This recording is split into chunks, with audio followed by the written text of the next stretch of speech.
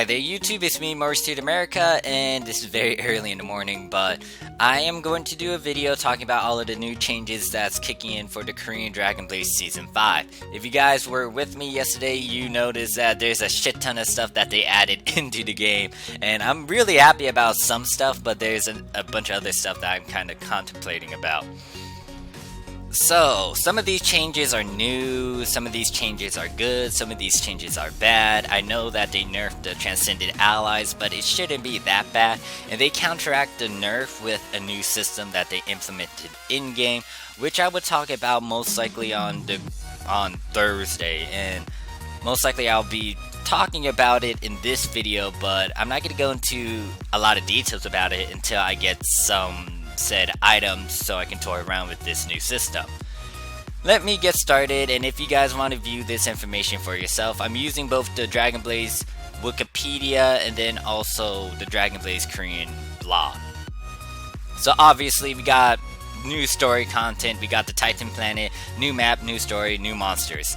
And pretty much if you finish chapter 4 like myth mode, you'll be able to see that there should be a new little area you should click on, and then you can just start doing the storyline for that. We got a new level cap as well. It's going to be level 123 instead of 120, so make sure you kind of farm your ass off and get to 123. They have a new selection screen for your main characters. All your characters are going to be in one area in the Adventurers Inn, and pretty much you can just select from your priest, archer, paladin, incantor, mage, warrior, or rogue. And I kind of emphasize on this when I was streaming because I really like their system on having all your characters in one damn area compared to some other MMORPGs where they're not interacting with each other or they're not in the damn same area like everyone else. Moving on though, if you're making an account and stuff, know that you can make a free level 120 character and they'll skip to the beginning of chapter 5. Unfortunately for me, I was a dummy and I forgot to click on the right button, but you know, I decided to spend some rubies so I can level a character up with the level 120 pot. And then some things you want to know when it comes to transcended main characters. All characters are now transcended at default, as there is no awakening quest available for our main characters anymore. This is what the main character creation screen looks like. And then yeah, you can see you can look at this I can't speak. You can look at this for yourself because they talk about how you can actually get your new character, how you name them, and then you can start playing the game. Note that transcended main characters cannot equip a key. However, your main transcended characters can still wear the awakened outfits that you have. It's not going to be able to wear some of the default outfits though. It might not be able to use the I don't know, it might not be able to use like some costumes. Keep that in mind. There is a translation to their skills and I'll bring that up later. For now I'm gonna continue the patch notes stuff. So we have transcended skills for main characters. Now to figure out how this is deciphered, the left panel will contain two tabs. This will be the active tab, or the active skills, and then this one will be the passive skills. The right one includes the evolution of each skill: normal, ultimate, and transcended. Each skill can be evolved 3 times in accordance with the above mentioned skill, both actives and passives. You can evolve active skills when you reach level 5, 15, and 25, and passive skills when you reach 10, 20, and 30. Main stats, intelligence, dexterity, and strength does not increase accuracy, evasion, and defense, respectively, anymore. This is actually important to note, guys. Continuing on, it says those will be added as unique abilities of allies. And then as of Season 5, Intelligence gives attack power to Paladin, Mage, Priest, and Incantor. Dexterity gives attack power to Archer and Rogue. And Strength gives attack power to Warrior and Paladin. Once again, I'll go into details about the Transcended main character skills. If you want to view it for yourself, I'll have it in the description below. When it comes to new changes in the Korean Dragon Blaze, this thing right here will be very important. Transcending main character enhancement. You now have the ability to strengthen your main characters using the request system. Upon completing the request, your main character will gain enhancement experience in purple to level up. The max enhancement level will be 15. Main character enhancement level is displayed on his or her portrait at the upper left. And you can see an example here, and then you can see the details of how much stats you, like the percentage of stat increase that will kick in depending on your enhancement level. And it's a lot. So this, once again, will become a very important thing to do, because we're not using keys anymore on transcended main characters and our characters transcended. So yeah, this kind of makes sense that we need a system to level up our characters. And of course, they're not going to make it easy on us because, yeah, it's a video game. You have to farm, guys. Hopefully, I can figure out what the hell I need to do with this stuff. I'll test it out in a different video. Or I'll kind of showcase this in a different video. Okay, so the Enchanted main character has been released. You guys can view the details about that somewhere on the screen or like in the description below. I'm not going to go into details about her just yet. And once again, bringing up costumes. Awakened main character costumes are kept and can be used for transcendent main characters, both stats and appearance wise. However, lower grade costumes will not be displayed. I have no clue what's the low grade costumes. If you guys already know about what costumes can be used and can't be used, let me know in the the comments below. And then key stats increasing costumes will be adjusted so that it increases main stats on transcended main characters instead. So if you have if you have any key stats, for example, if you're using the winter outfit, that's going to be converted into like HP. So part 3, allies. The first thing they did, or they decided to implement, is changes in battle stats and balances. I'm not going to go into great details about this because there's a lot of technical stuff and I'm going to get lost in talking about this. You guys can view this at your own time. I'll leave the link in the description below. Moving on, retention system. This is a new system that allows you to get unique passive skills if you have the certain set of transcendent allies in your party. And here's a list displaying all of the people you want to try to get together, and then you set unique passive skills, and then you can use these characters to get to +0 to +9 and then +15 from what it says down here. And then I'll just move on. You guys, once again, can view this at your own time. Changes to key production and enhancement. This is actually important, and to some degree. The reason why I say to some degree is because I think the ally requirements, or the amount of allies you need to enhance your keys and enhance your transcendent allies is still the same, along with the gold. It's just that transcended essences, or like the amount of essences you need to use, has been decreased drastically. So, to make one key, it has been reduced to one ultimate deity, or deified being. As you can see, instead of getting all 3 of these allies, you just need one of them.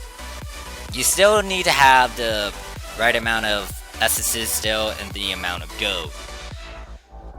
And then I'll be swapping over to this page right here.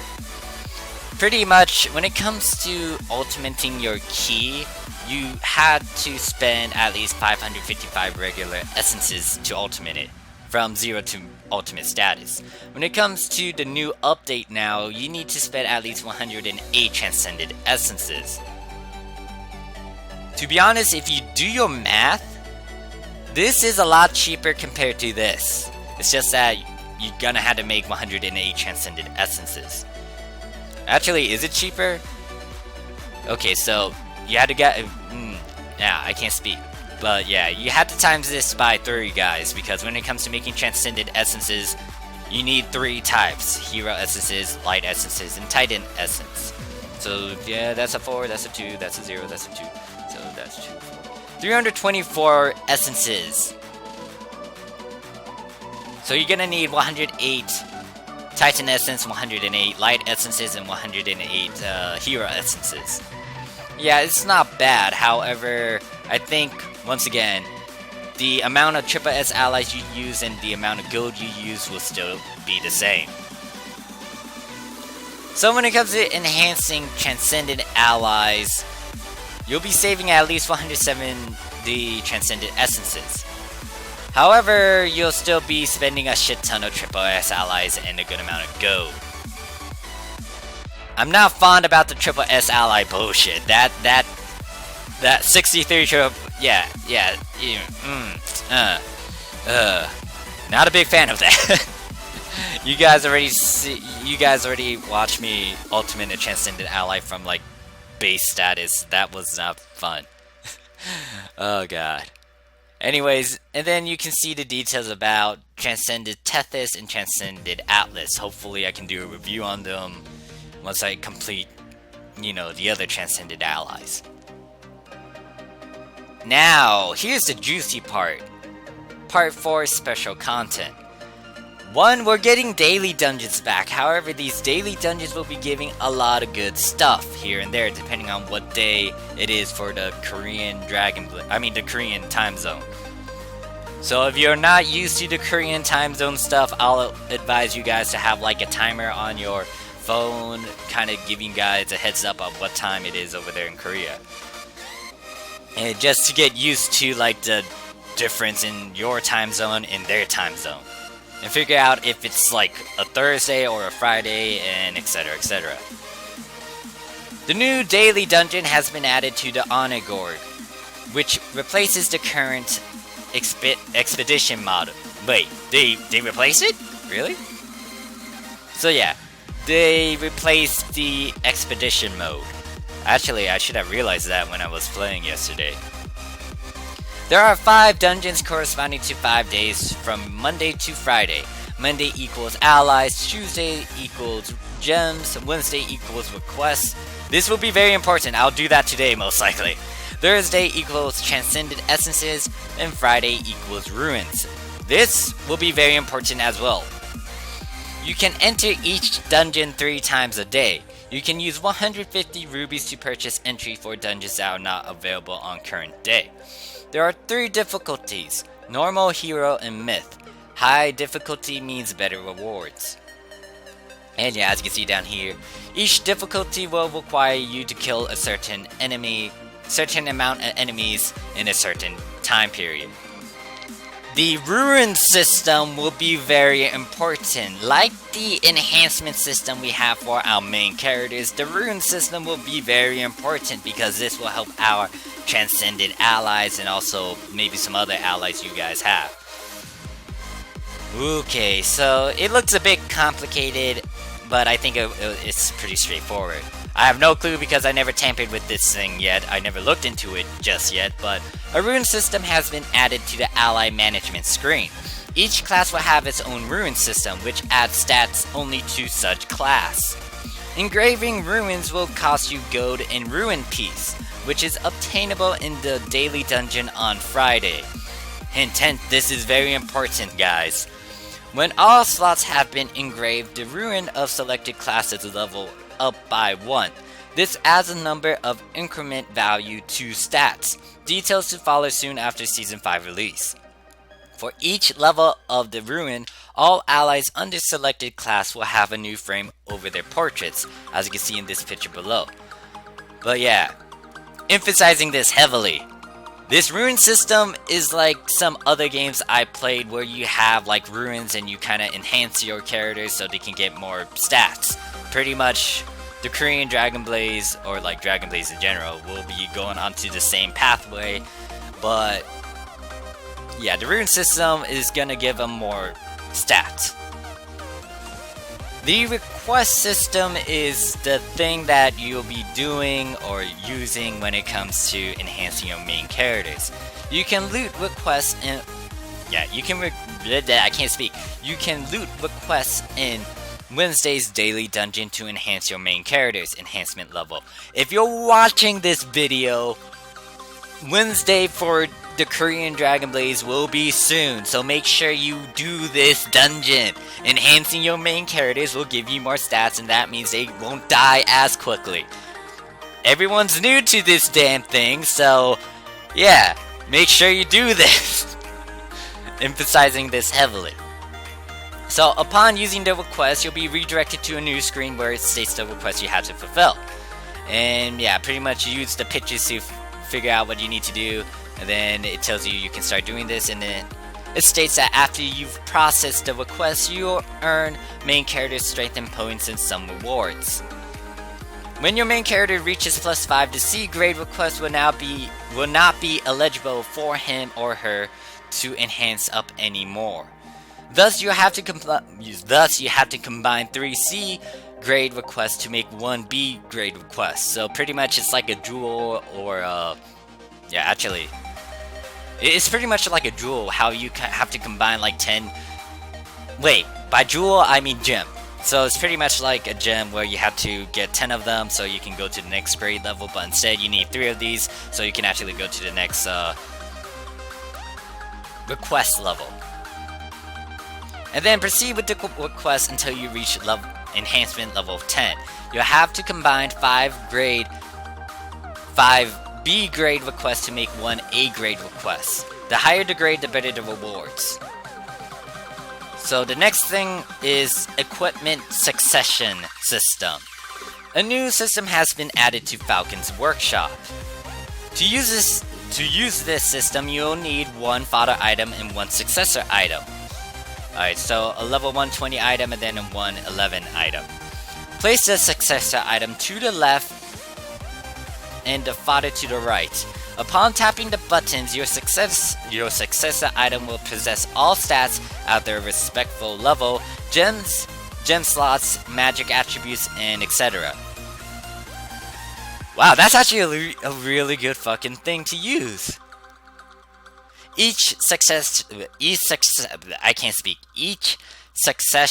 process will cost you 490 rubies. Okay, now that's the downfall right there. 490 rubies. I mean, it sounds like a good investment if you have like a bunch of your expensive gems on an item already, and the right stats you want, and then you want to put it onto your successor item.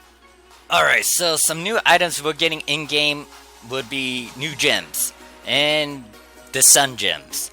To make sun gems, you will need 5 moonlight gems, sold at Arena for synthesizing. And apparently you can make the moonlight gems by combining 5 U gems, U star gems. And then it states also accessories now have 3 gem slots. Content changes, World Bosses, Guild Conquest, Guild Adventure, Revenge of Belphegor are buffed. Revenge of Belphegor now only has 5 helpers. Tag match skills have been revised. No more frames for arena rewards. Nebula raid now requires 30 seconds as time limit to kill it. Wait, what? We had to kill it in 30 seconds? Really? Okay, that sounds like a challenge. You do not need to rapport your new allies to get 10 rubies anymore. Instead, you can get them when you first acquire the allies. Wow, okay, so we don't need to waste shoes on getting new allies and rapport training them. Holy shit. Maximum gold equals 5 billion. Changes in attendance is over here. I'll look at that in a bit. All new users will get Transcended Bucaria, Greystow, and Death Crown for free upon creating the account. They can also get a Draco, Angel, Bowden, Transcended Selector on their 7th day login. New user missions now rewards newbies with 1 Transcended Draco Selector. Improve in-system preferences. And then Pet can now synthesize dual U cards automatically. View user info when in guild battle, guild adventures, or guild conquests. Popularity ranking can also display most used formation. Total attack power is added for each character and ally in-game underneath their name. And then interface overhaul looks completely different. And let's move on to part 5. Part 5 Events by Drark from Dragon Blaze Wikipedia. Login from April 11th to May 10th for 2 Transcended Ally Selector tickets. Pre-update event payouts: 10 SSS allies from pre-registering, 1 to 2 SSS allies from invite event, and 30 essence selects from Facebook event. GM events from the April 6th through April 12th. Log in once during every week to receive a 7-day Scarlet Taya. Log in 5 Transcended Essences once per day. Spend 100 shoes equals receive 20 shoes unlimited. Spend 100 tickets and then you get 20 tickets unlimited. Do 1 Fortress Battle, 1 SSS gem every day. And then do 2 Arena Battles to get 3 Essence Selects. Upcoming packages: 1 Max Transcended Draco Angel Bolden Awaken, and 300 Transcended Essences for I don't know what's the currency for the Korea. Yeah, for Korea. Roughly, if you're gonna convert that to US dollars, I think that's around $80 to $100. Note, each category is separate. You can purchase 1 of each Transcended Draco Angel Bolden Awaken. If you want, you can opt for an alternative option of 30 SSS allies, an additional 200 Transcended Essences for a total of 30 SSS allies and 500 Transcended Essences. Each Transcended Essence package is one per account. And I'm not gonna go into further details about this. You guys can view it at your own time, and pretty much that's it when it comes to the new stuff they implemented into the Korean Dragon Blaze for Season 5. You guys can also view the Wikipedia as well. It kind of has the same notes like the Korean Dragon Blaze blog. And I'm skimming through it. There's like 3 different pages for this, I think. No, it looks like it's all of the same stuff here and there. Okay, I exited out of something that could have been very useful to me. Yeah, it looks like I'm still using the same page despite the fact that I have it in different tabs. So yeah, when it comes to all of this new stuff, it's just that, wow, we're gonna have to work our butts off again. Especially when it comes to the rune system and the quest system, or the quest system.